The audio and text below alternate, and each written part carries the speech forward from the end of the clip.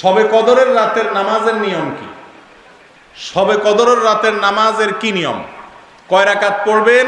প্রথম রাকাতে কোন সূরা পড়বেন, কতবার পড়বেন? দ্বিতীয় রাকাতে কোন সূরা পড়বেন, কত রাকাত পড়বেন? জানা আছে তো আপনাদের? জানা নাই? একজনও জানেন না? ইন্না লিল্লাহি ওয়া ইন্না ইলাইহি রাজিউন। হাজার হাজার মানুষের বিশাল সমাবেশ, আপনারা একজনের শবে কদর নামাজের নিয়ম জানেন না? এটা তো খুব খারাপ কথা ভাই, নিয়ম তো জানতে হবে। আচ্ছা আমি বলে দিচ্ছি, শবে কদরের নামাজের নিয়ম হলো অন্য যে কোনো নামাজ যেভাবে পড়েন শবে কদরের নামাজও একইভাবে পড়বেন। এই হলো শবে কদরের নামাজের নিয়ম। এমন কোনো কথা নাই যে শবে কদরের নামাজে প্রথম রাকাতে সূরা ফাতিহার পর অমুক সূরা এতবার পড়তে হবে, দ্বিতীয় রাকাতে ততবার পড়তে হবে, এরকম কোনো কথা কোরআন হাদিসে।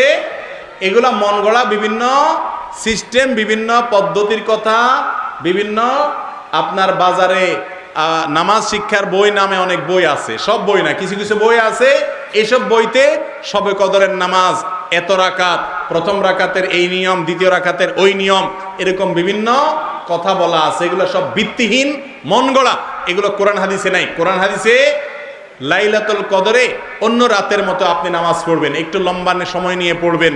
যে কোনো রাতের নামাজ, তাহাজ্জুদের নামাজ লম্বা সময় নিয়ে পড়তে হয়, দীর্ঘ রাকাত, দীর্ঘ রুকু, দীর্ঘ সিজদা, আস্তে আস্তে তেলাওয়াত, আস্তে আস্তে তাসবিহ এবং সময় নিয়ে পড়বেন। দুই রাকাত করে পড়বেন, যে কোনো সূরা দিয়ে পড়তে পারেন, একবার পড়বেন না দুইবার পড়বেন সূরা ফাতিহার পরে সূরা, এটা আপনার ব্যাপার, কোনো সূরা নির্ধারিত না। আপনি লাইলাতুল কদরের একটা জিনিস নির্ধারিত, সেটা হলো একটা দোয়া হাদিসে বর্ণিত হয়েছে, আম্মা জান আয়েশা রাদিয়াল্লাহু তাআলা আনহাকে নবী করিম সাল্লাল্লাহু আলাইহি সাল্লাম শিক্ষা দিয়েছেন, তুমি যদি লাইলাতুল কদর পাও তাহলে দোয়া করবা। কি দোয়া? আল্লাহুম্মা ইন্নাকা আফুউন তুহিব্বুল আফওয়া ফা'ফু আন্নী। আল্লাহ আপনি ক্ষমাশীল, ক্ষমা করতে ভালোবাসেন, অতএব আমাকে ক্ষমা করে দেন। ক্ষমা করতে ভালোবাসেন, অতএব আমাকে ক্ষমা করে দেন। এই দোয়া পড়বেন লাইলাতুল কদরে। এছাড়া আল্লাহর কাছে যে কোনো দোয়া করবেন, দুই রাকাত করে নামাজ যতটুকু পারেন তৌফিকুল্লাহ পড়বেন। কোনো সূরা কেরাত নিয়ম নির্ধারিত নাই, সারা রাত আপনি দোয়া করবেন, ইবাদত করবেন।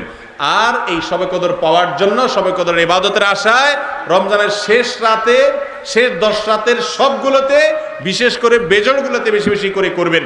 শুধু 27 তারিখকেই করবেন, অন্যগুলোতে ঘুমাবেন। এটা সুন্নাহ সম্মত লাইলাতুল কদরের তালাশ নয়।